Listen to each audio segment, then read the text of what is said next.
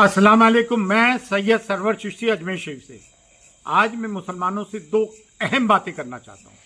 पहली बात ये कि ये एक बड़ा एक इकोसिस्टम डेवलप हो गया, एक नैरेटिव जा रहा है और जो हकीकत भी है कि लोकसभा 2024 में के इलेक्शन के बाद मुसलमानों पे जुल्म सितम बढ़ गए।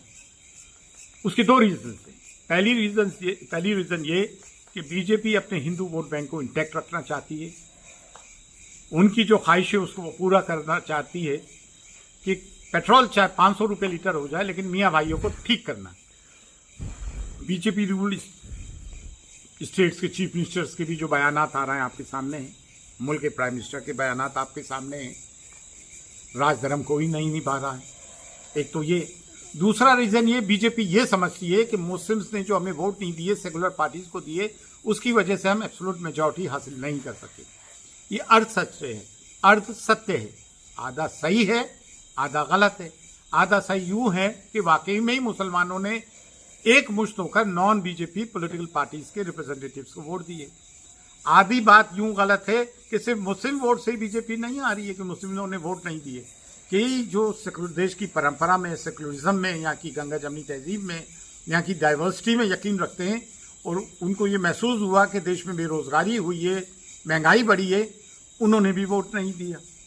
तो ये दो रीजंस है जिसकी वजह से ये चीजें हो रही हैं। और वो पॉलिटिकल पार्टीज जो नॉन बीजेपी पॉलिटिकल पार्टीज हैं, उनके लीडरान मुसलमानों का नाम लेते हुए खौफ जताए।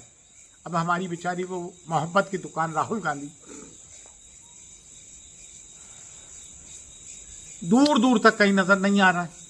मुलायम सिंह यादव के साहबजादे वो कहीं नजर नहीं आ रहा है। अच्छा, इसमें जो मुस्लिम मेंबर ऑफ पार्लियामेंट इन पॉलिटिकल पार्टी के वो उनसे सवाल खड़ा नहीं कर रहे हैं कि मियाँ आप लोग हैं कहाँ, हमने आपको वोट इसलिए दिलवाए थे या मुस्लिम वोट पे एमपी यूं बन गया है। तो मुसलमान इनसे सवाल जवाब तो करें, सोशल मीडिया से तो कर रहे हैं और हम आपके खिलाफ भी हैं। तो भाई इन 24 एमपीज की जगह तो कोई अपना लीडर ऐसा चुन लो, उसके साथ हो जाओ, चाहे 5 मेंबर ऑफ पार्लियामेंट आए। ये क्या बात है।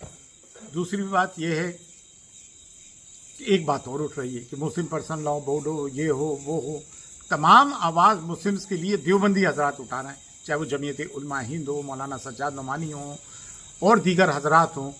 और वली रहमानी के साहबजादगान ने मुंगेर में अभी जीपीसी के मामले को लेकर एंटी वक्फ अमेंडमेंट बिल के खिलाफ एक बहुत बड़ा जम खफी लोगों को जमा किया। ये लोग फाल हैं,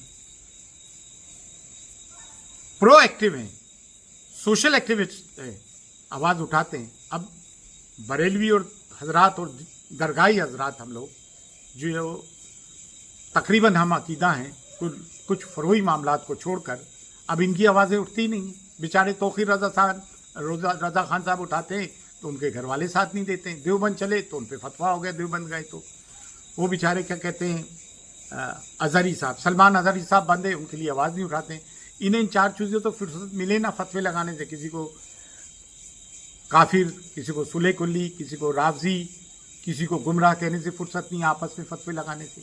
दरगाह के लोग हैं, दरगाह और खानकाहों के सूफी नाम से जितनी तंजीमें बनी हैं, सज्जादगान के नाम पे, फला नाम पे, ढिमगाने के नाम पे, मशाइख नाम पे, वो हुकूमत की चापलूसी में लगे हुए हैं या खामोश हैं। हालांकि हमारा बड़ा मसक्की इख्तिलाफ है देवबंदियों से अकायद को लेकर, लेकिन जो हक है वो तो बोलना पड़ेगा। कॉल स्पेड है स्पेड। आज मुसलमानों के लिए सदा तो यही बुलंद कर रहा है, चाहे मुसलमानों को रॉयड्स की बात, रिहेबिलिटेट करने की बात हो, जो बच्चे हमारे पकड़े गए उनको कोर्ट कचहरी से छुड़ाने की बात हो, जो जमीयत उलमा हिंदी पेश है।